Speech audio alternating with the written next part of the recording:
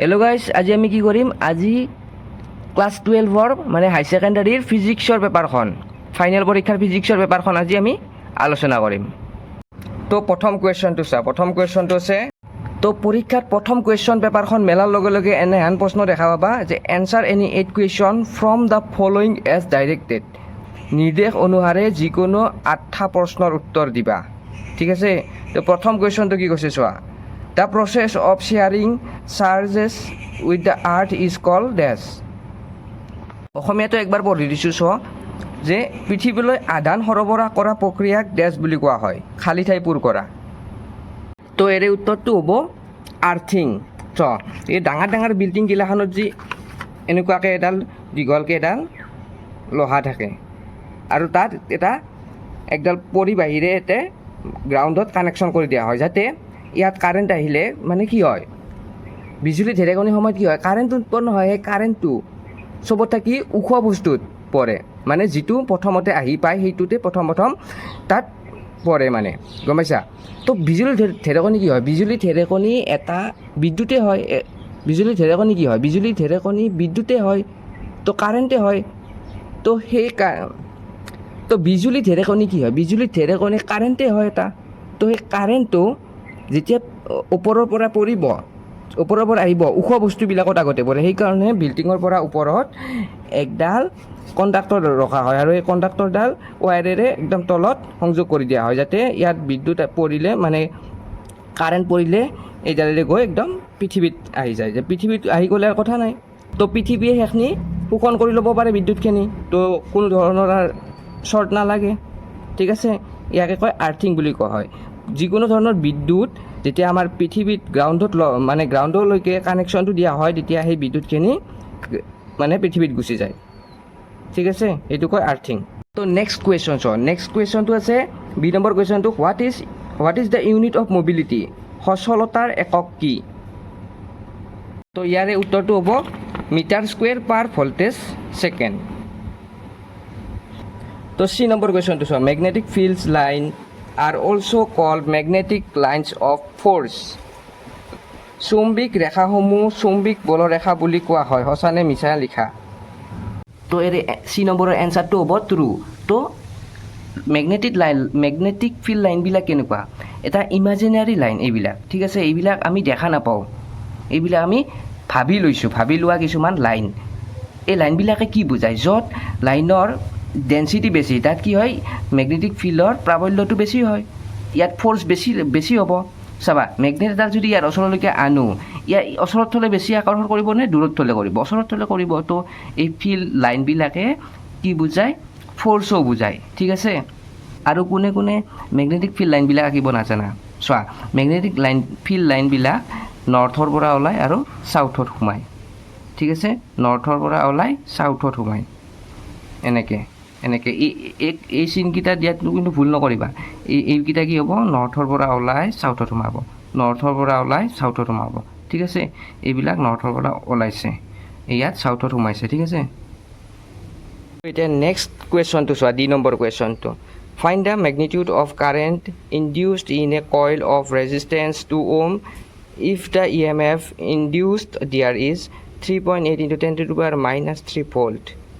যদি 2 ohm ৰোধৰ কুণ্ডলীত সৃষ্টি হোৱা আবিষ্ট বিদ্যুৎ চালক বল 3.8 × 10⁻³ ভোল্ট হয়, তেন্তে তাত আবিষ্ট হোৱা বিদ্যুতৰ মান নিৰ্ণয় কৰা।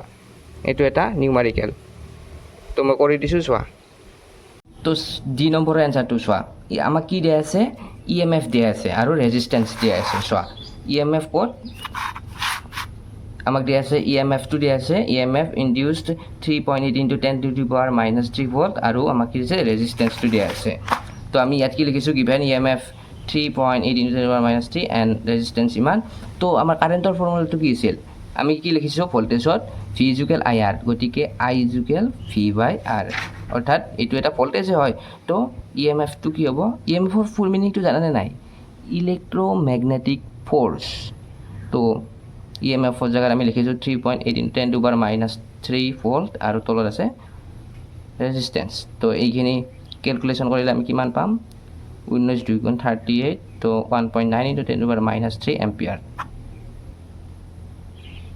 তো ইয়াৰে ই নম্বৰৰ এনচাৰটো হ'ব দে আৰ ট্ৰান্সভাৰ্চ তো ইয়াৰে ই নম্বৰটোৰ এনচাৰটো হ'ব they are transverse wave and do not need any medium মানে ইলেক্ট্ৰমেগনেটিক ৱেভ এটা যাব লাগিলে তাক কি নালাগে কোনো ধৰণৰ মিডিয়ামৰ দৰকাৰ নহয় যেনে আমি চাউণ্ড এটা গতি কৰিব লাগিলে কি লাগে ইয়াক মাধ্যম এটা লাগে যিকোনো এটা মাধ্যম লাগে যেনে বায়ু এটা মাধ্যম বা অন্য কিছুমান বস্তু সলিড বস্তু কিছুমান সাউন্ড যাব লাগিলে এনেকুৱা বস্তু মানে মাধ্যম লাগে তো কিন্তু ইলেক্ট্ৰমেগনেটিক ৱেভ যাবলৈ কোনো ধৰণৰ মাধ্যম মাজত মিডিয়াম নালাগে ঠিক আছে আৰু ইয়াৰ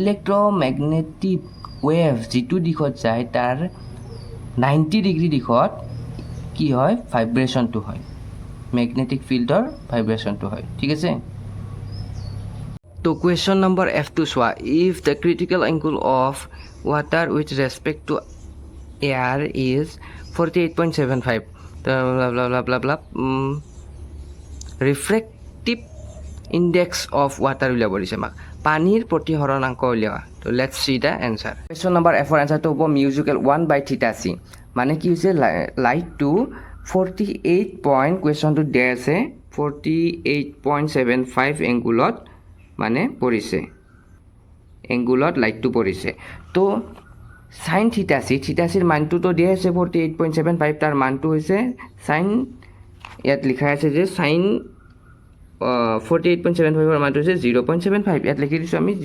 0.75 কিন্তু 1 টো কৰ পৰা আহিল তো 1 টো আহিল refractive index of light in air ঠিক আছে বায়ু মাধ্যমত মানে কি বুলি কয় এইটো বায়ু মাধ্যমত প্ৰতিহৰণাংক পোহৰৰ তো n টো এনেকৈ উলিয়া হয় যে স্পীড অফ লাইট ইন ভেকুৱামত শূন্য মাধ্যমত কিমান স্পীডত যায় ভেকুৱামত লাইটটো যায় 3 × 10⁸ মিটাৰ পাৰ ছেকেণ্ড এণ্ড মিডিয়ামত বা পানী কিমান স্পীডত যায় সেইটো লিখিব তলত লিখিবা তাৰপিছত এইখিনি কেলকুলেশ্যন কৰি অবয়হত কিমান পাবা 1 পাবা সেইকাৰণে আমি 1 লিখিছোঁ 1/sin θc তো এইখিনি কেলকুলেশ্যন কৰি পাবা 1.33 কুৱেশ্যন নম্বৰ G2 চোৱা for a given frequency of incident radiation dash is independent of its intensity নিৰ্দিষ্ট কম্পনাংকৰ আপতিত বিকিৰণৰ বাবে ডেছ ইয়াৰ প্ৰাবল্যৰ নিৰ্ভৰ নকৰে তো ইয়াৰ এনসাৰটো হ'ব ফটো ইলেক্ট্ৰিক কাৰেণ্টৰ ওপৰত নিৰ্ভৰ নকৰে নেক্সট কুৱেশ্যনটো চোৱা in alpha particle scattering experiment for 1 এক নম্বৰতে লিখিব দিছে আমাক small and large impact parameter the scattering angle approximately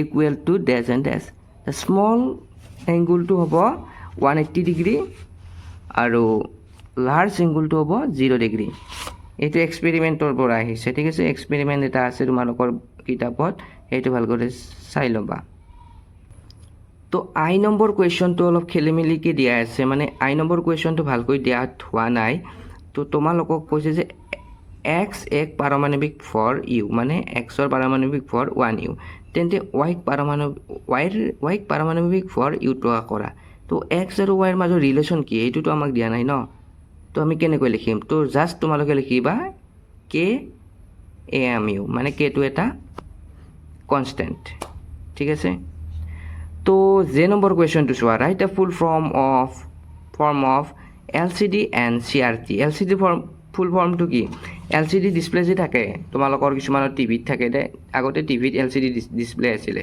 তো এতিয়া LED হল তাৰপিছত এনেকৈ AMOLED ডিসপ্লে এনেকৈ যায় আছে ঠিক আছে তো LCD ফুল ফৰ্মটো হৈছে লিকুইড ক্ৰিষ্টেল ডিসপ্লে আৰু CRT ৰ ফুল ফৰ্মটো হৈছে কেথড ৰে টিউব তাৰপিছতে মোৰ এটা কুৱেশ্যন আছে ইয়াত যে আমি শব্দটো পালো কেথড ৰেটো পজিটিভ নে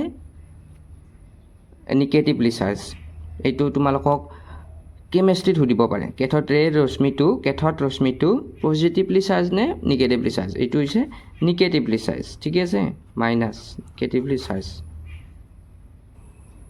কুৱেশ্যন নম্বৰ K2 চোৱা the current flowing through a coil of n number of turn and cross sectional area A what will be its magnetic moment.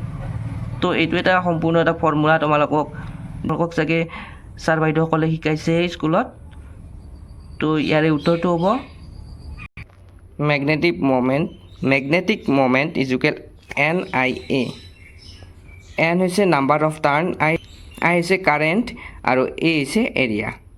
তো নেক্সট কুৱেশ্যনটো চোৱা, L number, right the expression for equivalent capacitance if the capacitors C1 and C2 are connected in একবাৰ সিৰিজত connect কৰিছে, একবাৰ parallelly connect কৰিছে।